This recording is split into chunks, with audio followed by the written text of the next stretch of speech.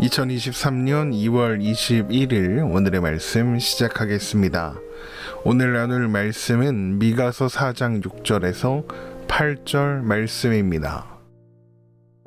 여호와께서 말씀하시되 그날에는 내가 저는 자를 모으며 쫓겨난 자와 내가 환난 받게 한 자를 모아 발을 저는 자는 남은 백성이 되게 하며 멀리 쫓겨났던 자들이 강한 나라가 되게 하고 나 여호와가 시온산에서 이제부터 영원까지 그들을 다스리리라 하셨나니 너 양떼의 망대요 딸 시온의 산이요 이전 권능 곧 딸 예루살렘의 나라가 내게로 돌아오리라. 아멘.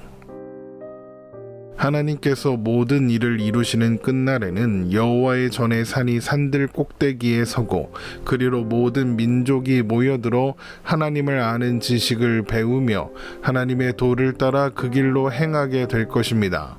그날은 하나님께서 이제까지는 없었던 나라, 영원하고 완전한 평화와 안식이 가득한 나라를 시작하시는 날이며 그리로 모인 모든 사람들은 그 안에서 진정한 안식을 누리게 될 것입니다. 그러면 그리로 모일 수 있는, 그래서 그 나라의 평화와 안식을 누릴 수 있는 사람은 어떤 사람들일까요? 하나님은 하나님 나라에 거하게 될 사람들이 어떤 사람들인가 이렇게 말씀하십니다. 미가서 4장 6절에서 7절 말씀입니다.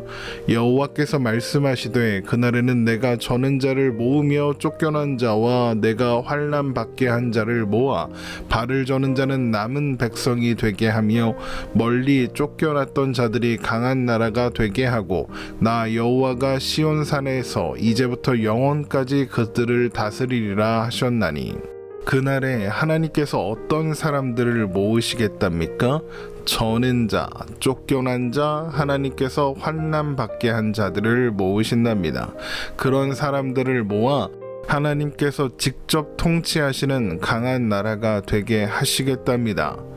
그런데 하나님께서 모으겠다 하는 사람들의 면면을 보면 세상에서는 소외당하고 무시당하기 쉬운 보잘것없는 존재라는 것을 알 수 있습니다. 그러니까 하나님께서 친히 모으셔서 하나님의 말씀과 도를 배우고 하나님의 길로 행하게 할 사람들이란 세상에서는 보잘것없고 연약하며 내세울 것이라고는 아무것도 없는 사람들인 겁니다. 이전에 그들은 강한 자들에게 압제당하고 착취당하며 불공정과 불공평한 대우를 받아야 했습니다. 정치 지도자들은 물론이고 종교 지도자들까지도 그렇게 대했죠. 그런데 소위 돈도 없고 백도 없고 내세울 것이라고는 아무것도 없는 그들, 그래서 압제당하고 고통받아야 했던 그들을 이제 하나님께서 불러 모으사 그들의 왕이 되시고 그들을 하나님의 백성 삼으시겠답니다. 그래서 강한 나라가 되게 하시겠답니다. 그래서 그들이 당했던 고통과 수치와 아픔을 다시는 겪지 않게 하시겠답니다. 그러면 하나님은 왜 그런 자들만 불러 모으겠다 하시는 걸까요? 그 이유는 스스로 힘이 있고 능력이 있다고 생각하는 사람들은 하나님이 필요하다고 생각하지 않기 때문입니다. 그들은 하나님의 도우심을 구하지 않습니다. 자신의 능력으로도 잘 먹고 잘 살 수 있으니까요. 그들은 자신이 가진 힘과 능력으로 평화와 안식을 누릴 수 있다고 생각하면서 그들이 가진 것들이 그들을 지켜줄 것이라고 믿고 있기 때문입니다. 그래서 그들은 하나님을 찾지 않으며 하나님의 도우심도 구하지 않습니다. 이스라엘의 정치, 종교 지도자들처럼 말입니다. 물론 그들도 하나님 앞에서 제사를 드리고 예물을 드리며 온갖 종교 생활을 했을 겁니다. 그들이 착취하는 사람들과는 비교할 수 없을 만큼 더 많이, 더 자주, 더 크게 했겠죠. 왜 그랬을까요? 내가 하나님께 이렇게 했으니까, 이만큼 했으니까 그 외에 다른 것에 대해서는 내가 알아서 할 테니 상관하지 말아라, 이겁니다. 이건 하나님을 알지 못하는 이방인들, 그래서 바알과 아세라와 같은 우상들을 섬기는 자들의 태도와 정확하게 같습니다. 그들에게 신은 기분을 맞춰주면 좋지 않은 일은 막아주고 좋은 일은 생기게 해주는 그런 존재였습니다. 반대로 기분을 맞춰주지 않으면, 그래서 신을 서운하게 하면 안 좋은 일이 일어나게 된다, 이런 거죠. 이스라엘의 지도자들이 하나님을 대하는 태도가 바로 그런 수준이었던 겁니다.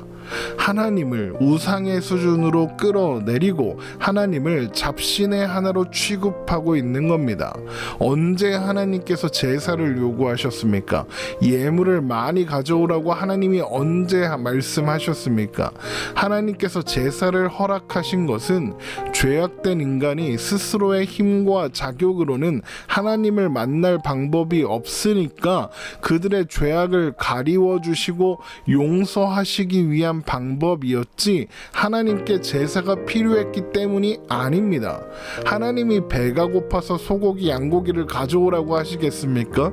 하나님이 돈이 없어서 헌금을 하라고 하시겠습니까? 하나님께 결핍이 있습니까? 하나님께 필요한 게 있습니까? 하나도 없습니다. 하나님은 스스로 있는 자이시며 전지전능하사 온 우주보다 크신 분입니다. 그런데 이스라엘의 유력한 자들, 힘 있는 자들은 자신의 힘으로 자신의 삶은 알아서 책임질 수 있고 하나님은 그저 방해만 하지 않으면 되겠다, 이러고 있는 겁니다. 그런데 그들이 가진 것 중에 그들이 스스로의 힘으로 얻어낸 것이 있습니까? 하나도 없습니다. 그들이 어떻게 가나안을 얻었습니까? 그들의 힘으로 얻었나요? 아닙니다. 하나님이 주신 것입니다. 그들이 어떻게 지도자의 자리에 오를 수 있었습니까? 하나님께서 그렇게 되도록 허락하셨기 때문입니다. 하나님의 백성들을 정의로 다스리라고 그 일을 맡기셨으니까 그 자리에 올라갈 수 있었던 겁니다. 그들에게 있는 권세, 힘, 능력 모두 그들의 것이 아닙니다. 사실 그들은 아무것도 가지지 않은 존재에 불과하다는 겁니다. 그런데 하나님이 주신 것을 자신의 것이라고 믿으며 하나님을 신뢰하고 의지하는 대신 자신의 힘과 능력을 신뢰하고 믿고 있는 겁니다. 그래서 그들은 하나님이 필요하다는 생각을, 하나님의 은혜를 구해야 한다는 생각을 하지 않습니다. 그래서 예수님께서 이 땅에 오셨을 때 세리와 죄인들과 함께 하시며 이런 말씀을 하시는 겁니다. 마태복음 9장 11절에서 13절 말씀입니다.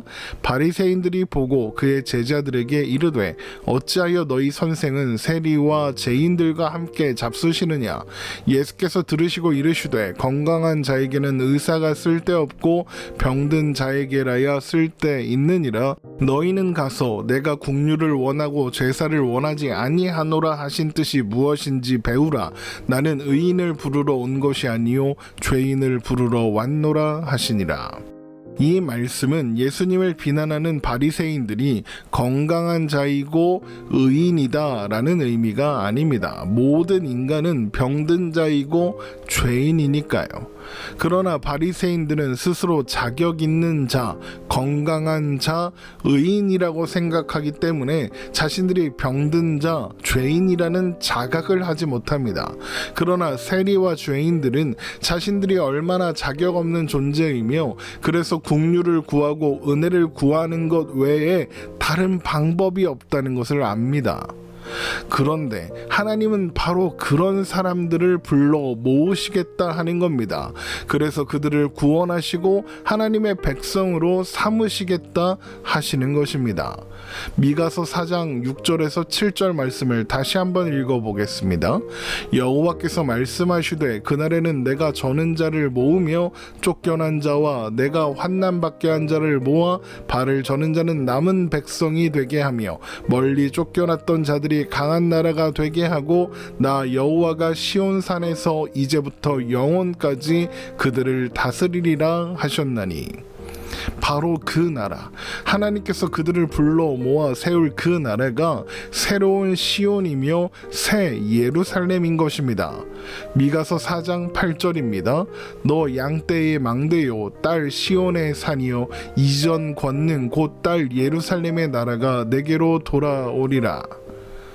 우리 중 그 누구도 자격이 있어서 스스로의 힘으로 하나님께 부름받은 사람은 없습니다.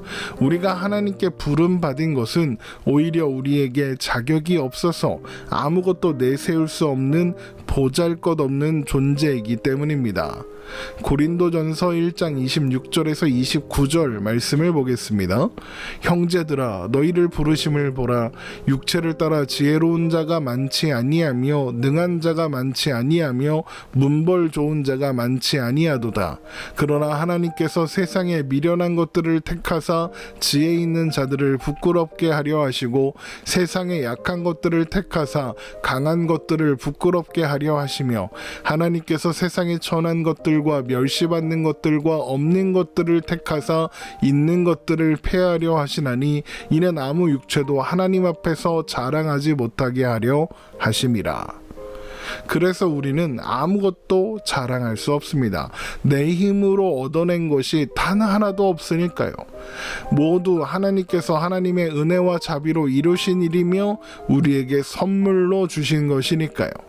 하나님께서 예수님으로 하여금 우리의 지혜와 의로움과 거룩함과 구원함이 되게 하사 우리로 그 나라의 백성이 되게 하셨으니까요. 그래서 우리가 할 수 있는 일은 그 놀라운 하나님의 은혜와 사랑을 찬양하며 하나님의 이름만을 자랑하는 것뿐이라는 겁니다. 고린도전서 1장 30절에서 31절 말씀입니다. 너희는 하나님으로부터 나서 그리스도 예수 안에 있고 예수는 하나님으로부터 나와서 우리에게 지혜와 의로움과 거룩함과 구원함이 되셨으니 기록된 바 자랑하는 자는 주 안에서 자랑하라 함과 같게 하려 함이라. 세상의 기준에서는 우리는 작고 보잘것없는 존재일지도 모르겠습니다.